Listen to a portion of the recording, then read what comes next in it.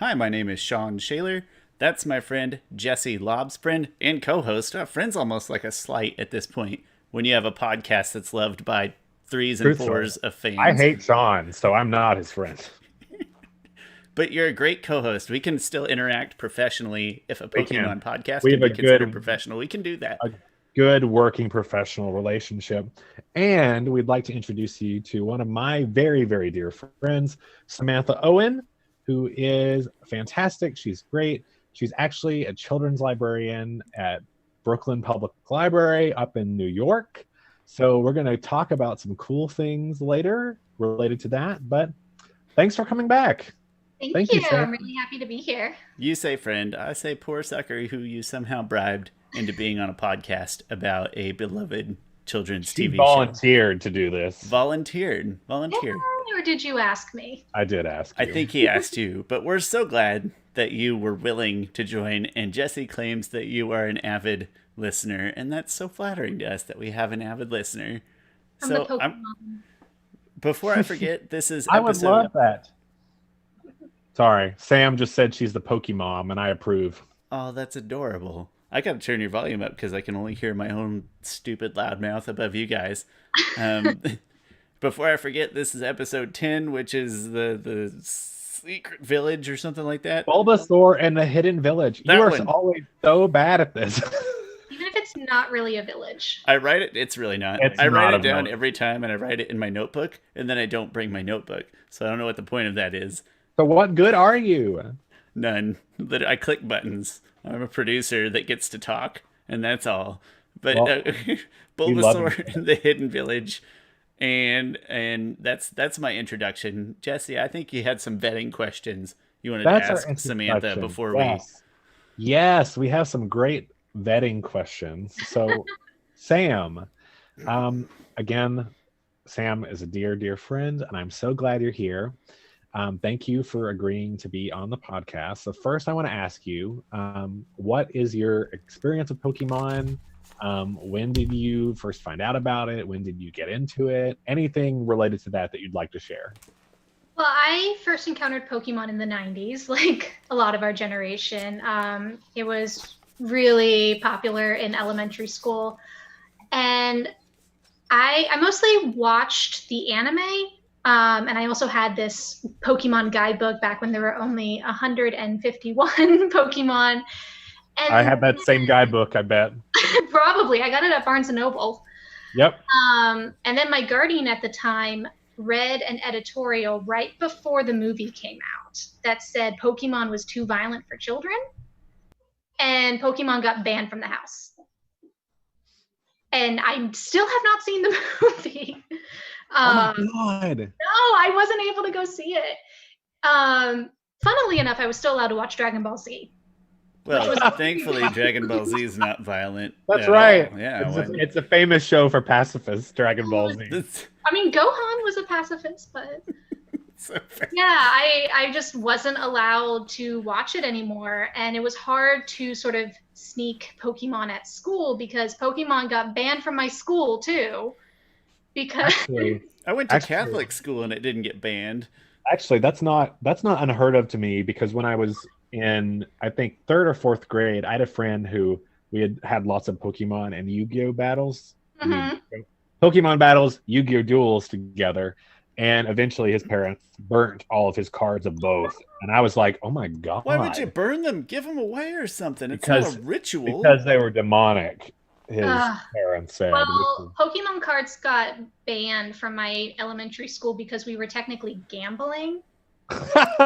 Okay, is that a better reason than like the I feel like that's a better satanic reason. or ritual? At least that one's like Well, because instead of people started just trading the cards, playing the game like you're supposed to, and then it turned into, oh well, I'll give you this part of my lunch or my snack if you give me that Pokemon card, and then people started selling their cards. that's amazing. So no more Pokemon in elementary school, and Wow. Okay, that's a better reason in my opinion than all of the other bad reasons. I we've think heard. so too. Slippery slope. That could have led to anything. I'll sell my body. I'll give you my Red Eyes Black Dragon if you Not win that this there's anything duel wrong against with me. that if you want to do that. But I'm just saying, you never know. It could lead to anything. mhm. Well, and then after that, the next time I encountered Pokemon was in college when my friend dragged me to a party with the rugby team, and it turned out to be watching Pokemon and playing a drinking game. So it was an excellent party. Okay, what was the drinking game? Was it associated with Pokemon? Yeah, well, it was like take a sip anytime Ash turns his hat around. That's great. And take a drink anytime your Pokemon said its name. Waterfall during the Team Rocket monologue. Oh, that's so fun. I missed about half of that during my reenactment, but it sounds like a lot of fun. That sounds so dangerous. Oh, definitely the best college party I ever went to. Especially when, like, every episode, everyone's singing the theme song. Oh, that is fun. I love that. So, Sam, what is your favorite Pokemon? Do you have like a type? Is there any that you still particularly gravitate toward all these years later? I think I really like the plant Pokemon. The plants? Or grass type. Grass type. That fits the Sam I know. That fits. Bulbasaur is my favorite. I love Bulbasaur. And what a perfect episode that we brought Sam in on. And before we get into it, and I love that Sam, the grass type are a lot of fun. Every now and then when I'm feeling particularly environmental, I might launch a small campaign with grass Pokemon, but usually they annoy me. But what are you drinking tonight? Okay, so when Jesse asked me to be on the show, I decided to look up Pokemon themed cocktails, and I wanted to do a Bulbasaur cocktail since I knew which episode we were going to be talking about. And so I found this recipe for a cocktail, a Bulbasaur cocktail. It's very sweet because it's coconut Malibu, Midori melon liquor, triple sec, and something else. No, that's it. But I put creme de violet in it to get a little floral. Yes. So instead of being kind of like bluish green, it turned out like kind of blackish green. Oh, it's like a more malevolent Bulbasaur. I know. I feel like this would be better for poison type. It's a Team Rocket Bulbasaur, actually. Yes. I love it. You know, it might fit the scrappy spirit of the Bulbasaur we meet. That's true. That's such a great segue, too. Also, I think when we post this episode, I'll also share that cocktail recipe for any of you who are interested, because we could branch out into... That sounds adorable. We're not even branching out when it comes to alcohol. I think that's right at home. No, I'm basically drinking nail polish remover right here. So okay. I'm not trying at all. First of all, I haven't seen Jesse in so long that I still have your gift of gin sitting on my table. It just sits there and makes me think of you. Second of all, I'm just going to drink the gin, and I'll get you a new bottle of the gin. I would be very proud of you if you drunk the gin. I'd be very proud of you. Drunk will be the end result. But I had to run a little late on work today, so I literally just grabbed water. I looked in the fridge, and like the first thing I see, and it was just a cup of water. That's not exciting at all. That's sad. I know. It's very disappointing. Your fridge was concerned and wanted to make sure you drank water. It did. Stay I had a lot of coffee today. Stay hydrated, folks. It's very important. From your friends here at PokéMalarkey, stay hydrated. Yeah, especially if the temperature went back up. Be careful out there. That's all we're saying. That's true. I interrupted for something stupid. Go ahead. No, we're here to provide you all kinds of manner of life advice in addition to Pokemon lecturing. But Sam mentioned a particularly spunky Bulbasaur, so I think that's a good segue to this week's episode. So, if I may, a little summary of the episode, please. Okay. So, Season 1, Episode 1, Bulbasaur in the Hidden Village. We find our heroes lost on the way to Vermilion City. No surprise. No sense of direction at all from any of them. They're wandering through the forest where they encounter an Oddish. Oh, sweet little Oddish. Weird little bulbweed Pokemon. Where, despite a valiant attempt by Misty's Starmie, a Bulbasaur jumps out to interfere and not only knocks out Misty's Starmie, but also beats the shit out of Ash's Butterfree. So this Bulbasaur's got a lot of spunk. Unfortunately for Ash and Misty, both Bulbasaur and Oddish are able to run off into the woods. We find our heroes then just, again, wandering through the forest. Hopefully, Ash wants to find more Bulbasaur. When the bridge they cross collapse, apart from the other multiple traps they encounter, this one actually sweeps Brock away when he falls to the river below. But fortunately, he's pulled out by Melanie, who appears to be somewhat like a Pokemon breeder, but really just more of a Pokemon caretaker. She's only concerned with bringing these Pokemon who have either been abandoned or lost or just so weak back to health, and then eventually releasing them into the wild. We find out that Bulbasaur was so aggressive because Bulbasaur is the protector of this Pokemon village, which is so sweet and so cute. And you understand why he's so aggressive, and he cares about his little Pokemon family, which is adorable. Melanie explains she's the one who set the traps. If you've never seen this before, you might have expected, oh, these are all Team Rocket traps. I've even seen this episode a few times, and I thought to myself, this is a lot of traps for Team Rocket to build, and all of them are effective. Yeah. Yes, but it turns out it was Melanie who's seeking to stop Pokemon thieves. What Pokemon thieves, you might ask? Team Rocket. So, of course, they show up while the gang is trying to bond with the Pokemon village, with Melanie. And fortunately, Bulbasaur and Ash's Pidgeotto kick the shit out of Team Rocket, send them flying off once again. And at the end of the episode, Melanie, out of nowhere, says, Ash, take the Bulbasaur.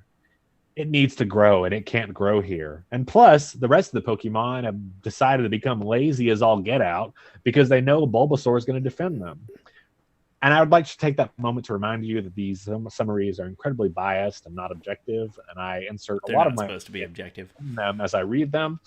But that's the episode. So our heroes, once again, continue to wander the forest on their way, eventually, maybe, to Vermilion City. But Ash now has a Bulbasaur. So, one more Pokemon for Ash. I retract my statement. It's not that the traps were too elaborate for Team Rocket. They were actually not elaborate enough. They were too, functional and They were simple. too effective. There was no machine. There was no wild machine. Should we let Samantha start with her thoughts? We on this should. particular I would episode? love that. Oh, I had some thoughts on this. Yeah, it's interesting. This is the first time I'm really watching Pokemon again as an adult. And when I was a kid, I thought being a Pokemon trainer would be the coolest thing in the world. And wouldn't that be awesome to just catch all these Pokemon? And now watching this, I'm like, how ethical is it to be a Pokemon? Just let them live. I think every week we go through a bit of a moral dilemma. Every week this comes up and we just kind of ignore it. Well, if you ignore ethical dilemmas, they go away, right, Jesse? Exactly. That's our policy. Oddish. I was like, he's just, minding his own business, getting a drink of water, and then Starmie beat the shit out of that. Poor Oddish. I was like, just let him live. And then, when Bulbasaur comes to rescue him, I was so excited, but I literally have in my notes, it says, shut up, Ash, let them live, because he's crying about not getting Bulbasaur. And yeah, I think Melanie's great until the end. And then I question. Until the end. Here. When she begins this beautiful tradition of people just giving beloved members of their Poke family away. Is this the first we've encountered, Jesse, right? This is the first, I guess you can just have this Pokemon. I think this is our first one. This set of episodes, if you're watching us on Twitch tonight, you'll see both of these. This set of episodes, you would, I think normally you would consider them to be filler episodes, but these two really get deep into the emotional connections with Pokemon in a way, I guess, that we really haven't seen since, the very first episode where Ash and Pikachu have their really strong bonding moment. Because I don't go as far as Sam in this situation because I still want all of the Pokemon. Well, not all of them. Some suck. But I still thought to myself, when I watched poor Oddish, I was like, oh my God, stop it. It seemed like overkill. It did. It was rough. And I do like that, something that I think that Pokemon shows is maybe this traditional way of, beating the shit out of your Pokemon into submission so you can catch them isn't quite the right way to go around, because in this episode and the next episode it's all about Ash forming a bond, and that's why Bulbasaur comes with him. He earns Bulbasaur's respect, and I like that, and I want that to be the status quo for the Pokemon world. Yeah, isn't that interesting? That, I mean, I guess it makes sense that at that time in the games there's no way to do that, to have that kind of bond. But I guess now that I think about the kind of longer effect and situation of, the Indigo League and the Kanto region, mostly Ash is not a good Pokemon trainer in terms of catching them and beating Pokemon, but he's a pretty good egg when it comes to bond. Maybe his only redeeming quality, honestly. And I mean, he's good at that relationship building. Maybe just a little bit in the AJ episode that's what we did like about Ash, and we tried to superimpose that on the larger Pokemon world of hey, we'd like to be like Ash, as if we were playing the game Undertale and we just wanted to befriend all of these monsters and they just come with us voluntarily, look how comfortable it is in this Pokeball, and you can just hang out in here with me and my friends, and they would just join because. And I like that Brock encourages that too. But I guess as a Pokemon breeder, I guess he would. He encourages it until he dies when he falls off a bridge and floats away forever, because he definitely dies. Stressful and dramatic. There are rapids. You don't survive rapids. I would break my head open like a little egg. That lady tried to kill people. She was like Batman. It was like, oh, it's just a trap to keep him away. No, you're going to kill people. She's hardcore. And I want to know how Ash and Misty got across that bridge. Ash apparently has a remarkable strength for a 10-year-old. He believed in the heart of the cards enough, and he got to the other side. That's it. Yes. That's what happened. That's why Brock didn't die. He just went to the Shadow Realm for a little bit. He did. He dropped into the it was a crossover episode. You just didn't notice right off. Eventually, Sean and I are going to franchise out into Yu-Gi-Oh! It comes up every fucking episode. It's going to be so exciting. So exciting. I got so pissed, though. So overall, I'm kind of spoiling it here. I do like this episode. It's kind of good, touchy-feely. It is. And it hit my spots. But I got so pissed at how little they seemed to care that Brock was probably dead.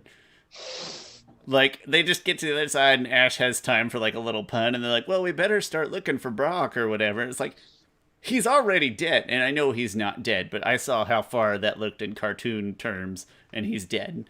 And they just well, we should probably look for him, No, you're in tears because he's dead. Anytime a character falls off of a bridge into a raging river, they're going to survive. Do you remember? I've watched enough Naruto to know that that's just a fact. Do you remember the George of the Jungle movie with Brendan Fraser in it? Yes. Nobody dies in this movie. They just took a get weird really turn. bad boo-boos.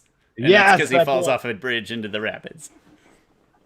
Just like Brock. And Brock, It's clearly Brendan Fraser. I think you gotta love about the characters in the Pokemon world. It doesn't matter what happens to them, the very next second, completely back to normal. That's fine.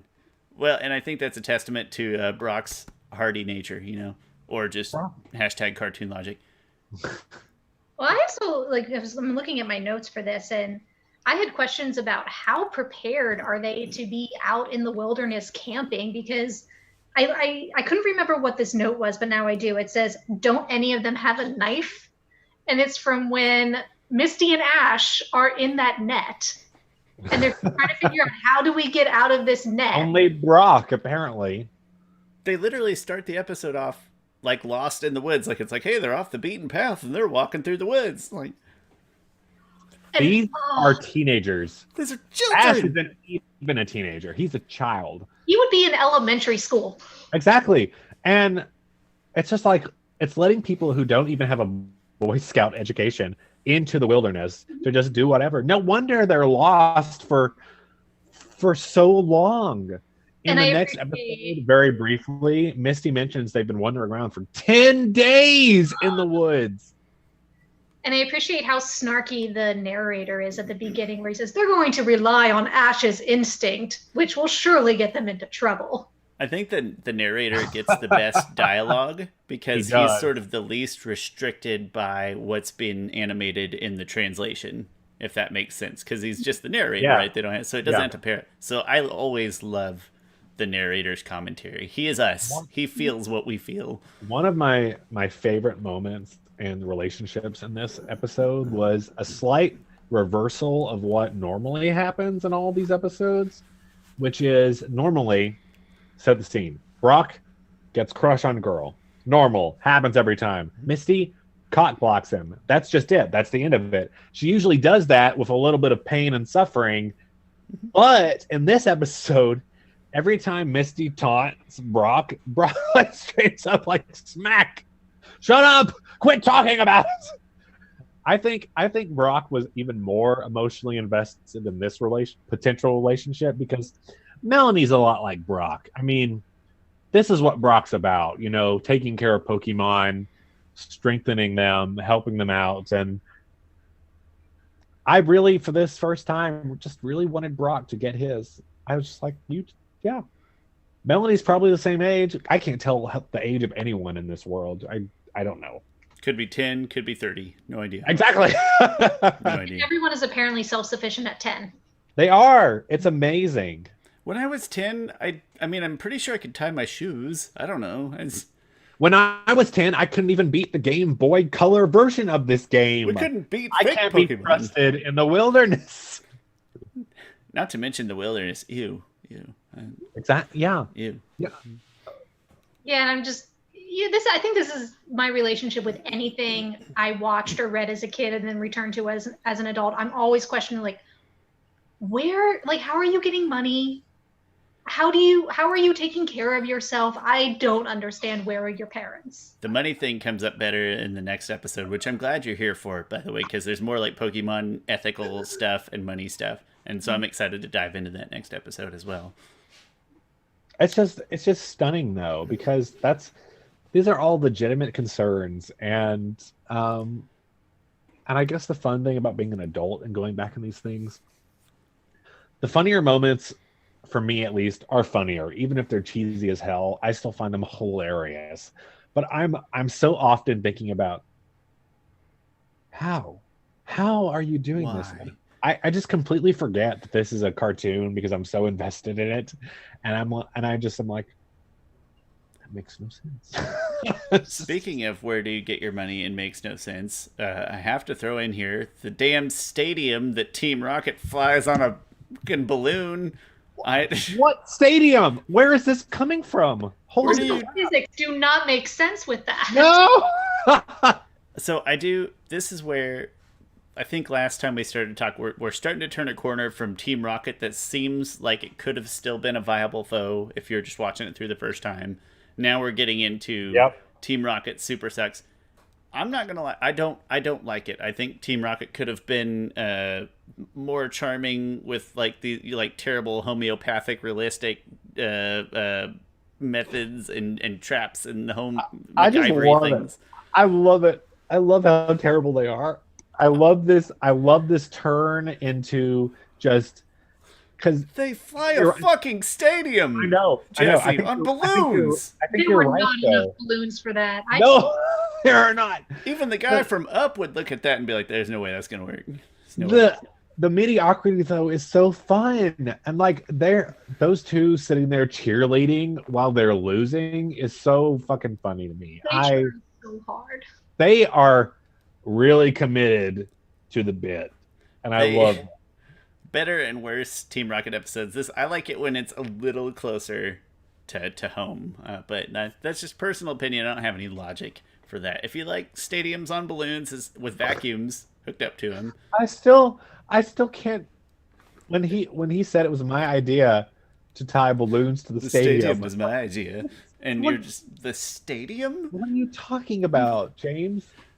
The state. Maybe there is a translation thing in there, or there's like an inside joke in the Pokemon animation studio or something. I don't know. I don't know. Wouldn't the stadium be bigger? Very small stadium. Maybe it's like a high school stadium. Down into the ground. Foundations and well, things. it was a mobile stadium. It was the what like an stadium RV is to a regular home. That's what this was. stadiums that Team Rocket modified to contain hoses, because I'm certain that whatever stadium they abducted did not contain a hose. They are really, really, really fixated on the hose method, the vacuum method of Pokemon abduction. No Metaphor wonder for sucking at their job. Hey. Or allegory. Or No you know what? wonder I don't they get my lose. literary terms right ever, but you know what I'm saying. I mean, Freud would be involved if we're getting literary. That hey-o. Yeah, let's talk about that actually. Lots of sucking, James. Also, That's they good. should be dead multiple times over by the time we get to here. Especially since they're the way they're defeated is a freaking tornado. No. They should die. Thankfully, dead. they have enough balloons to survive the tornado in their stadium. One fun thing about the difference of like different anime, and I've been thinking about it a lot as I've watched more Pokemon while I'm also working through Hunter x Hunter and Naruto Shippuden.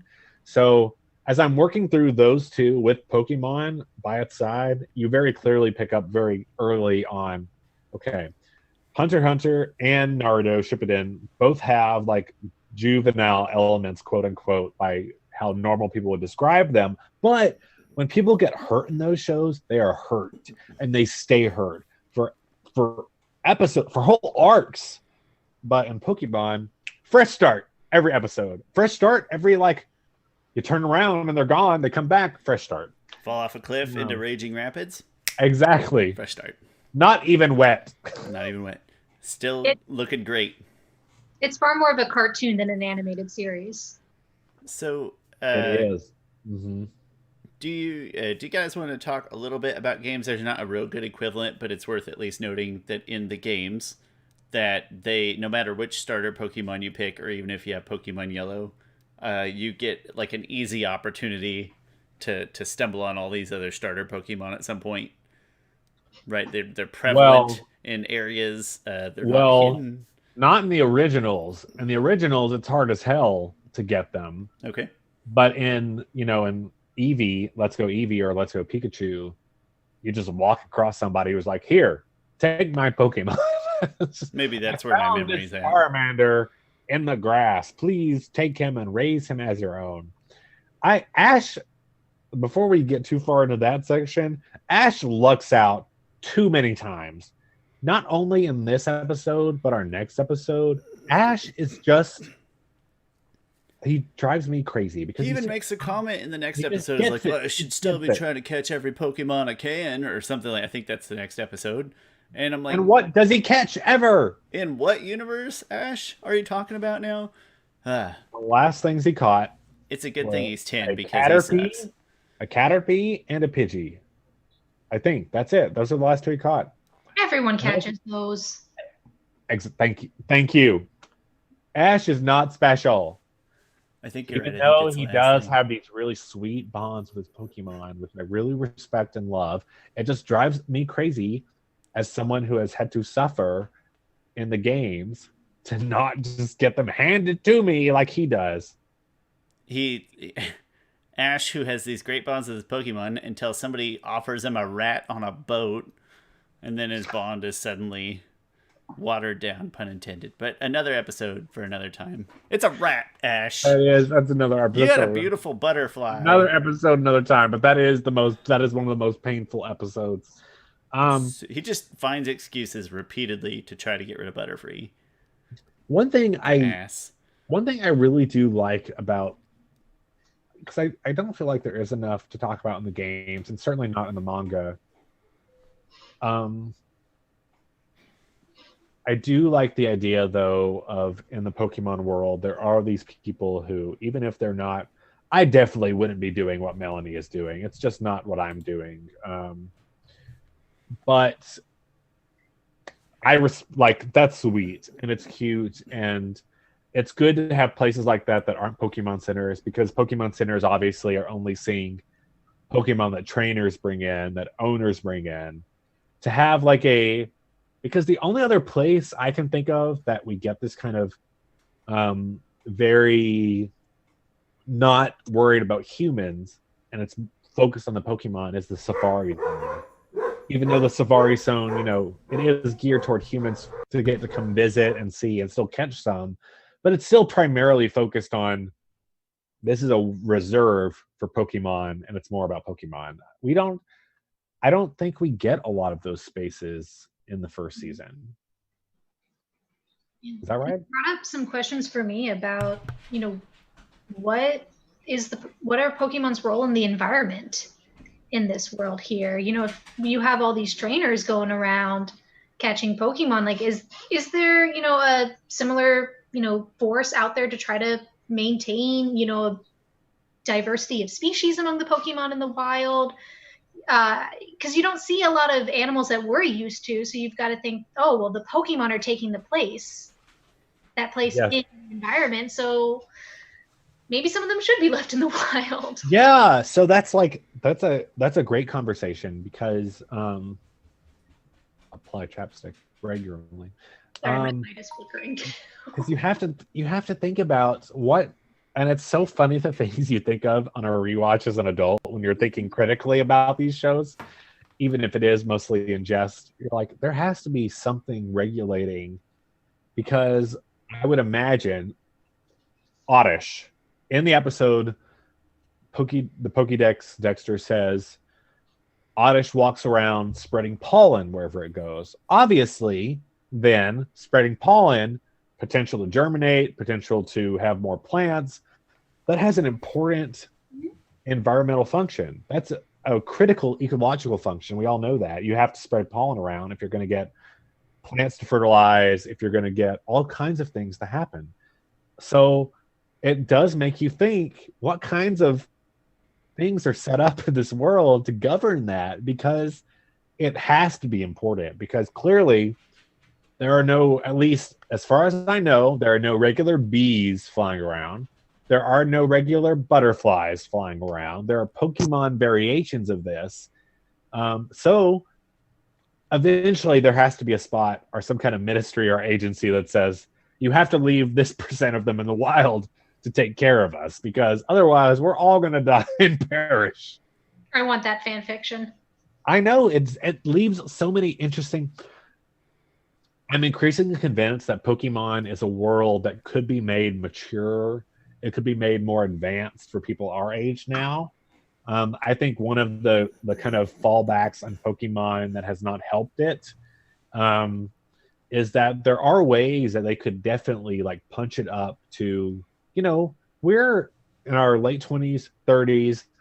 We would still be invested, and we would watch if they would we're watching it now when it's still in its early stages. And it's quite frankly bad. Yeah, and we're still enjoying it. Exactly. But if they would punch it up to even the next level, say Naruto, Hunter x Hunter, Kamega Kill, just something just a little more serious, we would all be right there and maybe even more invested in it.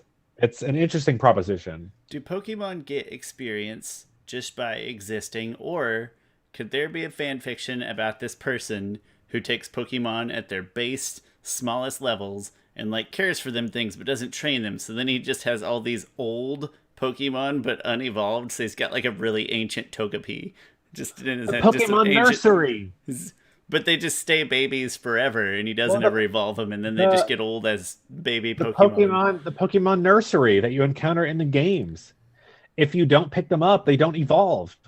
They stay that same age, and they gain experience. That's true. You don't get it. You have to pick them up and then level them up that one more time before they evolve, right? I would. Right? Yes, that's exactly right. In the games, I would imagine in the real world of Kanto, that if you Pokemon in the wild have to evolve based on the experience. We've already seen that, actually, because they're in the wild. They're probably Viridian things like that. Viridian Forest, when the Kakuna, when they were threatened, the Kakuna evolved into that flock of swarm. Why can't I say that? I'm Southern. I don't know. It sounds fine. Swarm of Beedrill. I like flock of Beedrills better, actually. That's more entertaining to me. It is, but good name too. Gaggle. It's a gaggle of Beedrills. A gaggle of Beedrill. Watch out. Watch out, folks! A gaggle of There's a Beedrill. gaggle of Beedrills on. I gotta look up other funny names for groups of animals. Hold on. You keep Oh, rolling. there's some great names for groups of animals. A school of Beedrill. A gaggle, is that penguins? You keep rolling. I'm gonna find some good things that could be a group of Beedrill. But Jesse, what you were talking about, it's making me think that, a Pokemon evolving, it's a survival mechanism. And if their life isn't in danger, It often is in the show. It definitely is in the show. And which is, as you just said, the whole idea of evolution, survival of the fittest, Darwin, etc., it's all based on survival. The only difference between Pokemon and our world is, in our world, it takes century upon century to make even the smallest evolution most of the time. But in Pokemon, it's sudden, and it has to be, or they wouldn't survive. And I think one of the kind of more insidious things about Pokemon, which might have led to a lot of its early banning to bring us full circle, is the very, very prevalent language of evolution. I haven't really thought too in depth about that, but because often it was described as just demonic, etc. But I mean, it was evolution all over the place. So no wonder my poor friend's parents couldn't abide by it, or whoever told your guardian that information that led them to banning it. It was an editorial in a newspaper. It wasn't even fact. It's just straight up, though. I mean, it's evolution left and right. And maybe if Pokemon had said, "Thank you for the intelligent design that will transform these Pokemon when they get to level 25. Thank you." Maybe then it would have been okay. If they had just every time said, "God, please evolve my Pidgey. Please, please, please." It probably would have been okay. Do you think then we would have gotten episodes of James and Jesse praying for a Pikachu and then they just get smited? Perhaps. Why not? That's about as mythical as what happens to them. So I don't know. Whatever happened to them would be wildly exaggerated and different from everything else. And aren't there god Pokemon? There are, which opens up a whole other can of worms. And I wish we had time to get into that today. I do too. But this has been a good episode, and we only have a little bit of time left. And I would like to share with all of you two things first. If Sean, Sam, anything else to say very quickly? A conspiracy of Beedrills. Hey! A smack of Beedrills. A bloat of Beedrills. I love a conspiracy of Beedrill. Ooh, a murder of Beedrills. A flamboyance of Beedrills. Oh. A flamboyance of Beedrills. That's beautiful. That's too gay for, well, they do have those stingers. Hey-o. Okay, I'm done. There's a lot of great ones, though. Real quick, I want to call out, first of all, thank you guys so much for listening to PokéMalarkey. Sean and I really appreciate it. Our guests have a lot of fun, too, I hope. Yep. We would really appreciate if you have the time to please take the moment to review us on whatever streaming service you use. Also, we had some great fan mail from a listener in England. Tom, shout out to you. Thanks so much. He says he's really enjoying the podcast, and he's still a Pokemon fan after all these years and still loves Team Rocket. And really, for him, it's the show more than anything else, just like me and Sean. But thank you for tuning in to PokéMalarkey. We're running really close to our time limit here. Thanks so much. Thanks, Sam. We love you all. Goodbye. Bye.